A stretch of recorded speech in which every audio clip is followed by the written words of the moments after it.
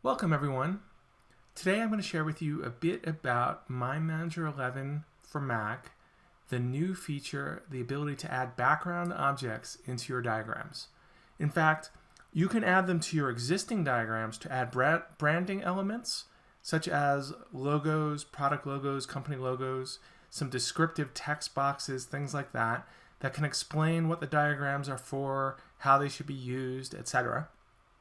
Or I'll show you examples of how you can use these objects to create entirely new types of diagrams that you can create within MindManager. We ship MindManager 11 for Mac with approximately 12 or 13 new templates that are built using these background objects, creating entirely new types of diagrams. And I'm about to share that with you as well. So let's get started. When we click into MindManager, there are some new elements here in the toolbar that are specifically here for the purpose of adding and managing the background objects within your diagrams. So if I click on this shape button, excuse me, losing my voice. So if I click on the shapes, you can see that we have the options of rectangles, circles, horizontal dividers, and vertical dividers. And that really comprises the first two columns of what you see here on screen at the moment. So I'll just quickly choose a rectangle, and then I click inside MindManager and it adds a rectangle. And I can just click any of these handles and drag and drop and change the size of the object here. Now, I want to highlight a few things. First, to click and select it, generally speaking, you click on the outline of the object. But if I go here in the diagram and try to do the same on any of these images, it's not possible at the moment. I'm just able to start to add topics. The reason is we're able to lock and unlock these objects so that they become part of the background. And once they're part of the background, it becomes easier then to add topics and have that be part of the diagram itself. And then when you're dragging and dropping and moving topics around, you're not going to accidentally pick up the diagram background itself because it's now locked in the background. So how do we do that? If you click into the background of the map, there's a new option of background where you can lock all the objects or unlock them all. So I'm going to unlock everything for a moment. And then here, right before when I could not select these objects, now it is possible to select them. And I can go back here, select background, and lock everything. So now the objects, the new one I just added with you, and the ones that existed here before are all locked in place, but I could still pick up any of the topics and move them around anywhere I see fit. So, I was about to drive in and show you the templates, but I also want to show you one more thing before we leave this screen. If I go back and unlock this set of objects again, select one, I can right click and I could start to format this object. So I pull up this screen and it comes up a dialog here that allows me to address and adjust the line color. I can make things thicker. I can switch the pattern around. I can change the colors by opening up the color dialog. I won't do that for right now. I could shift and adjust the transparency of the fill color, what you see inside this purple color here. And then I can also even adjust the width and height with exact dimensions. So I can, let's say I'll make it a square and make it 200 by 200 and click save, and that will apply all the changes.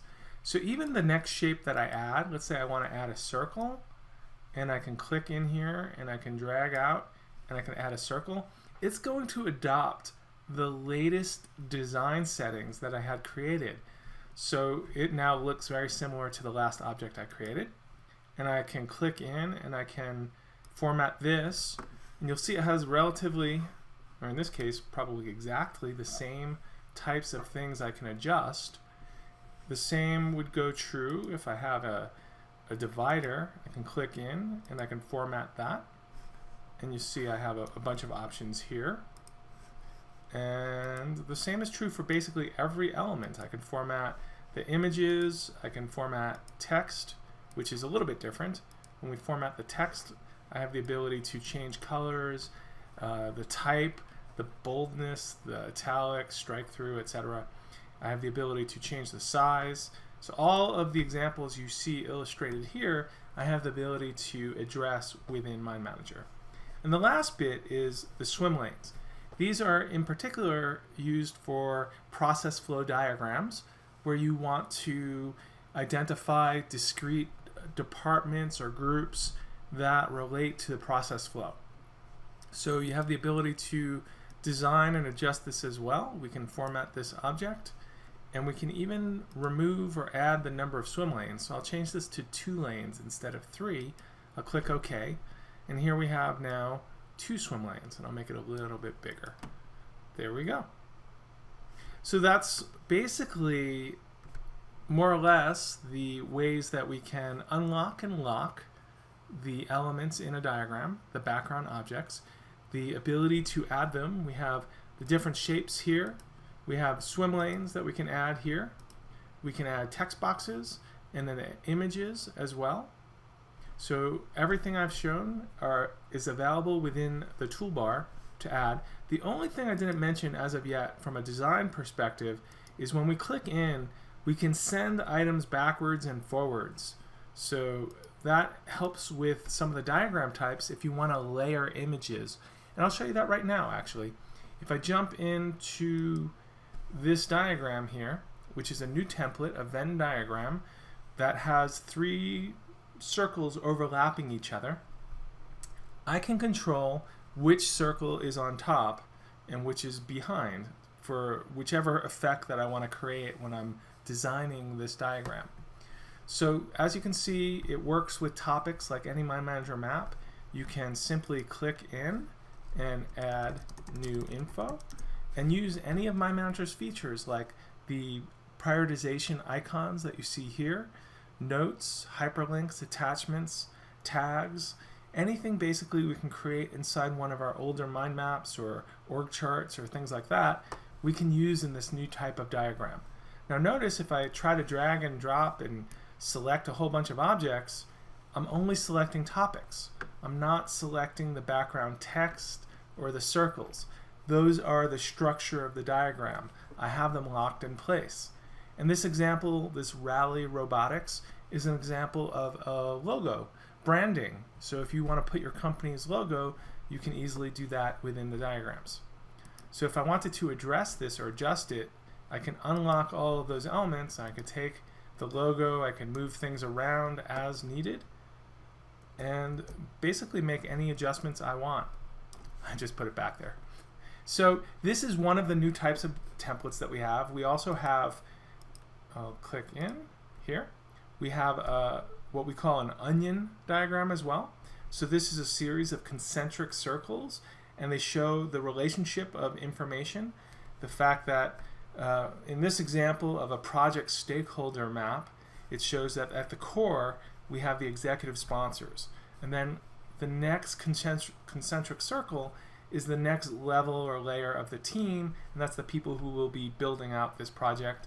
And then who are the customers, the stakeholders. So the internal ones we can start to identify, and then the external ones are in the outermost circle. This is just one example that I pulled together just to illustrate how we can start using, or how you can start using some of these templates. So some other templates that we ship with, we have a new SWOT analysis. So this is built using the square or rectangle features as well as some of the images and some of the text. And it's just really simple to click in anywhere you want and start to add additional content and context within the diagrams. So you can add some new strengths, weaknesses, opportunities, and threats, and then label them, add notes, add subtopics if you want. You could just add as much information as you want in this diagram. A couple more examples. We have a very simplistic risk and reward matrix. We ship with about 3 different matrices, and the cool thing is I have this one unlocked. You can essentially customize this and make it any type of matrix that will help you analyze and better understand your information, your choices, your options for moving forward within your job, your career, your business. to help you strategize or see opportunities or potential threats. So it's a really powerful tool. We ship with 3 different types of matrices, and this last template I'll show you is the business model canvas. So this is a little bit more of a complex matrix than a 2x2 matrix, and this is a common method for helping understand a business model, whether it's one you're designing or one that you want to improve upon. So there's a lot of information on the web about how to use the business model canvas.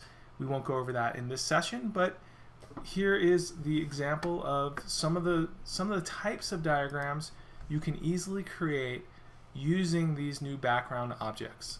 Thanks for the time. Happy mapping.